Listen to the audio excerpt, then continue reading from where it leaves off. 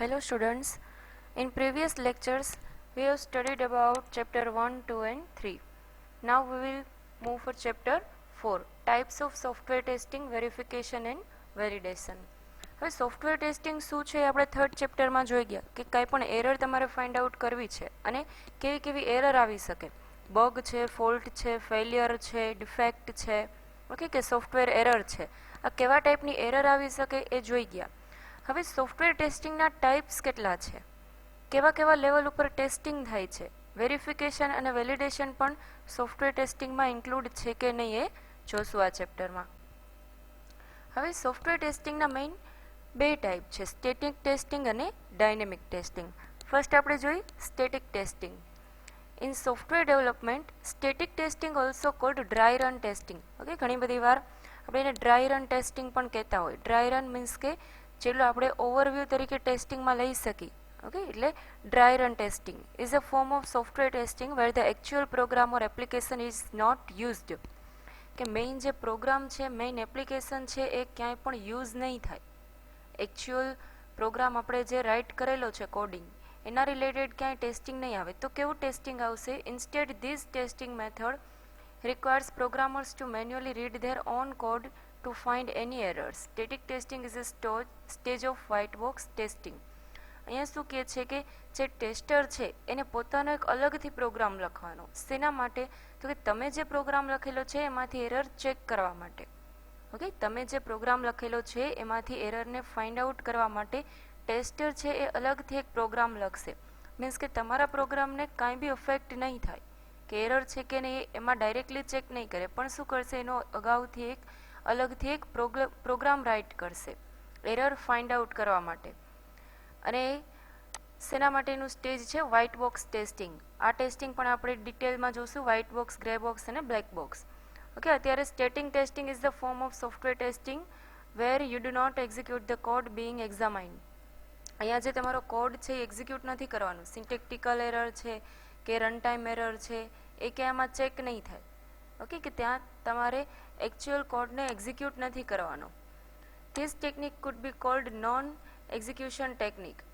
Okay, શું કામ? કે આપણે ક્યાંય એનું એક્ઝિક્યુશન નથી રન કરતા, એટલા માટે એને નોન એક્ઝિક્યુશન ટેકનિક પણ કહેવાશે. શું કામ? કે આપણે આપણો કોડ છે, મેઇન પ્રોગ્રામનો કોડ એ ક્યાંય એક્ઝિક્યુટ નથી કરવાનો. Primarily syntax checking of the code or manually reviewing the code requirements document, design documents etcetera to find errors.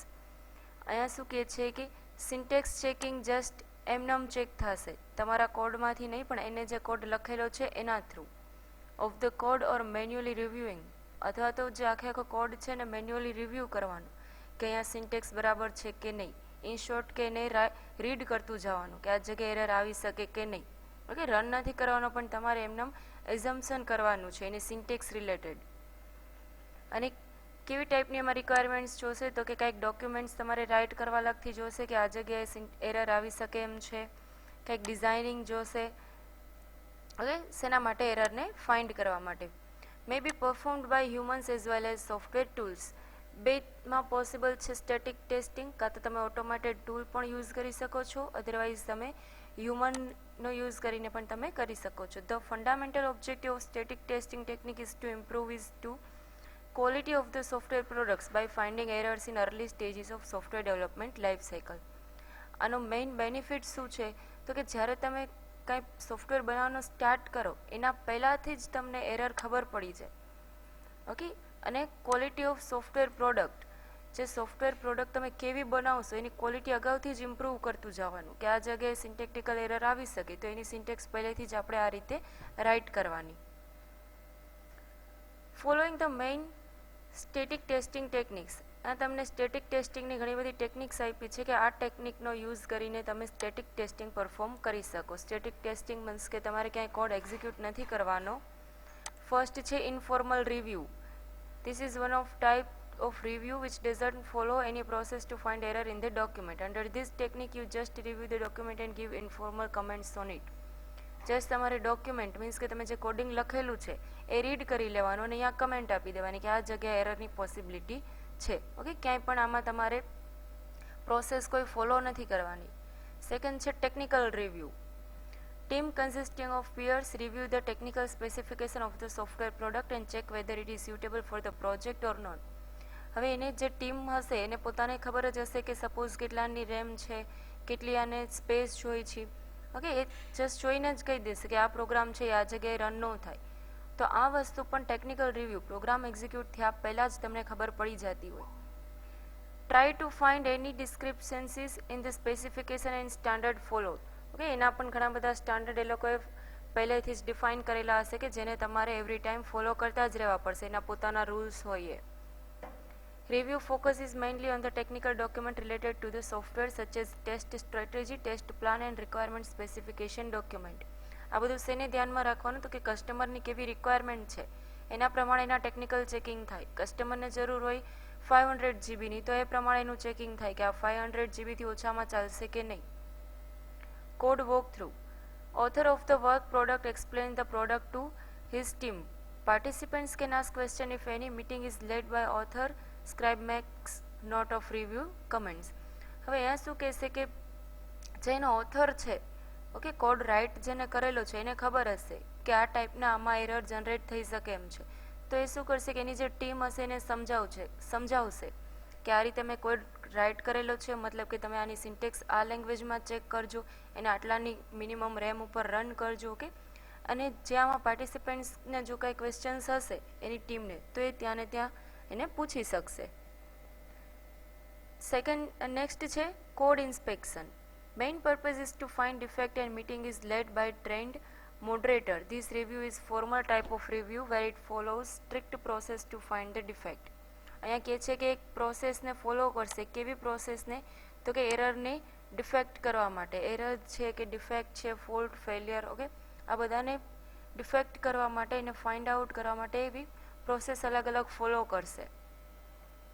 Checklist to review the work product. They record the defect and inform the participant to rectify those errors. Okay, અહીંયા એને defect છે record already કરી લીધેલી હશે અને એના જે participant એની જે ટીમ હશે એને ઇન્ફોર્મ કરશે કે આટલી એરર ફાઇન્ડ આઉટ કરેલી છે અને હવે સોલ્વ કરવાની છે. ઓકે, મતલબ કે એનું મેઇન ફોકસ ક્યાં હશે? કોડ ઇન્સ્પેક્શનમાં. તો આ એની ટેકનિક્સ હતી બધી સ્ટેટિક ટેસ્ટિંગની ટેકનિક્સ. ઓકે, જ્યાં તમારે એકચ્યુઅલ કોડને ઇમ્પ્લિમેન્ટ નથી કરવાનો પણ એના જે તમારે એઝમ્પશન કરીને અથવા તો પ્રોગ્રામને રન કર્યા પહેલાંની જે કાંઈ એરર છે બધી તમારે લિસ્ટ આઉટ કરવાની. એના માટેની ટેકનિક્સ હતી informal, technical, code walk through, code inspection. આ 4 ટેકનિક હતી. દેન આફ્ટર સેકન્ડ ટાઈપ છે ડાયનેમિક ટેસ્ટિંગ. જેવી રીતે સ્ટેટિક ટેસ્ટિંગમાં આપણે જોયું કે કોડ રન નથી થતો તો એ ડાયનેમિકમાં રન થશે. Okay, dynamic testing takes place when the program itself is used for the first time. Dynamic testing may begin before the program is 100% complete in order to test particular sections of code, modules or discrete functions. Okay, એવું નથી કે execution start થાય પછી જ dynamic testing run થવું જોઈએ, પણ તમે પ્રોગ્રામ એક્ઝિક્યુટ કર્યા પહેલાં પણ એને ઇમ્પ્લિમેન્ટ કરી શકો છો જે રીતે આપણે સ્ટેટિક ટેસ્ટિંગ કરતા. પણ એ ડિફરન્સ શું છે કે એનો જે કોડ છે એ એક્ઝિક્યુટ થશે અને કોડમાંથી તમારે એરર ફાઇન્ડ આઉટ કરવાની. Typical techniques for these are either using stub drivers or execution from the debugger environment. જ્યારે આપણે કોડ રન કરી ત્યારે કંઈક ને કંઈક કમ્પાઇલર જોતું હોય, કંઈક ને કંઈક ડિબગર જોતું હોય, ઓકે, કંઈક ને કંઈક એના અલગથી સોફ્ટવેર જોતા હોય, સર્વર જોતા હોય. તો આ બધી વસ્તુમાંથી તમારે ફાઇન્ડ આઉટ કરવાની કે સર્વર એરર છે કે કોઈ પોર્ટ રિલેટેડ એરર છે, કાંઈ ડિબગરમાં એરર છે. ઓકે, જે આ બે ડિફરન્સ આપણે જોયા static testing, dynamic testing, same એના ડિફરન્સ અહીંયા છે done without executing the program અને સામે છે executing the program. This testing does verification process અને અહીંયા validation process. Verification in the sense કે જસ્ટ એ વેલ્યુને વેરીફાઈ કરશે કે આ વેલ્યુ છે એ એકચ્યુઅલ છે કે નહીં. મોબાઈલ નંબર છે તો એમાં એક પણ ડિજિટ આગા પાછો ન હોવો જોઈએ. ઓકે, તો એ થયું વેરિફિકેશન. અને વેલિડેશન મીન્સ કે જ્યાં સ્ટ્રિંગ એન્ટર કરવાની છે આ સ્ટ્રિંગ જ એન્ટર થયેલી હોવી જોઈએ. ઓકે, એની જગ્યાએ પછી ન્યુમેરિક વેલ્યુ ન આવે તો એ થઈ ગયું વેલિડેશન. મતલબ કે જે સ્ટેટિક ટેસ્ટિંગ છે એ બધી વેલ્યુને વેરીફાઈ કરતું જશે અને સામે ડાયનેમિકમાં validation. About prevention of defect. અગાઉથી જ આપણે એને પ્રિવેન્ટ કરતું જવાનું કે એવી એરર જનરેટેડ ન થાય. અને અહીંયા શું હશે કે જે એરર જનરેટ થઈ ગયેલી છે એને ફાઇન્ડ આઉટ કરવાની. Testing gives assessment of code end documentation. અને અહીંયા gives bugs in the software system. અહીંયા ખાલી એસેસમેન્ટ, ખાલી એઝમ્પશન તમને આપશે કે આ કોડ અને ડોક્યુમેન્ટેશનમાં આ રીતે થઈ શકે છે, જ્યારે અહીંયાથી તમને બગ્સ જ ફાઇન્ડ આઉટ કરીને સોફ્ટવેરમાંથી આપી દેશે. Involves checklist and process to be followed. અહીંયા કંઈક ને કંઈક પ્રોસેસ તમારે ફોલો કરવી પડશે. ઓકે, જ્યારે અહીંયા શું તમારે જસ્ટ ફોલો કરવાનું, ટેસ્ટ કેસીસ, જે આપણે આગળના ચેપ્ટરમાં ટેસ્ટ કેસીસ શું છે ઇન ડિટેલમાં જોઈ ગયા કે કંઈક રાઇટ થયેલો એક ફ્લો હોય કે જેને ફોલો કરવો પડે. Testing can be perform before compilation. Okay, જ્યારે તમે કોડને રન કરો એના પહેલાં જ આખી પ્રોસેસ પૂરી થઈ જાય. અને અહીંયા તો કે આફ્ટર કમ્પાઇલેશન, જ્યારે કમ્પાઇલેશન પણ પૂરું થઈ જાય ત્યારે આ રન થશે. Static testing covers the structural and system coverage testing. અને આ છે covers the executable file of the code. જ્યારે પ્રોગ્રામને રન કરી ત્યારે કંઈક ને કંઈક એમાંથી પણ અલગ ફાઇલ જનરેટ થતી હોય, જેમ કે જાવાની આપણે કોડ રન કરી તેમાં ક્લાસ ફાઇલ જનરેટ થાય. ઓકે, તો આ એને પણ કવર કરી લેશે. જ્યારે આમાં ખાલી એનું ફોર્મેટ જ કવર કરશે કે સિન્ટેક્સ એકચ્યુઅલ છે કે નહીં. Code of finding defect and fixing less. Okay, અહીંયા એનો જે કોસ્ટ છે એ કેવો છે, લેસ થયેલો હશે. જ્યારે સામે તો કે આપણે એને રન કરીને એરર ફાઇન્ડ આઉટ કરી છે, મતલબ કે એનો કોસ્ટ પણ હાઈ થઈ જશે. Returns on investment will be high as this process involved at early stages. કે આને આપણે પહેલેથી જ ઇન્વોલ્વ કરવાની હોય છે, એટલા માટે એનું ઇન્વેસ્ટમેન્ટ પણ હાઈ હશે, જ્યારે આમાં લો હશે. શું કામ કે આફ્ટર ડેવલપમેન્ટ ફેઝ, ડેવલપ થઈ ગયા પછી જ એને રન કરવાની છે. બહુ ઓછા ટાઈમ પૂરતી આ ડાયનેમિક ટેસ્ટિંગ પ્રોસેસમાં હશે.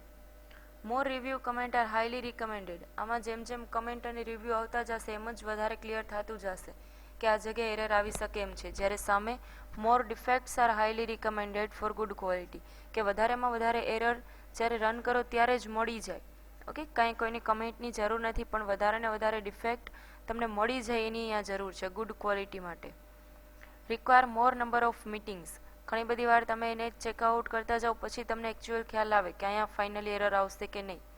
જ્યારે આમાં લેસર મીટિંગની કોઈ જરૂર નથી. એક કે બે વાર ઓટોમેટેડ ટૂલમાં કે એક કે બે વાર મેન્યુઅલી ચેક થઈ જાય એટલે એ કમ્પ્લીટ. ઓકે, તો આ એના હતા difference between static testing and dynamic testing. Thank you.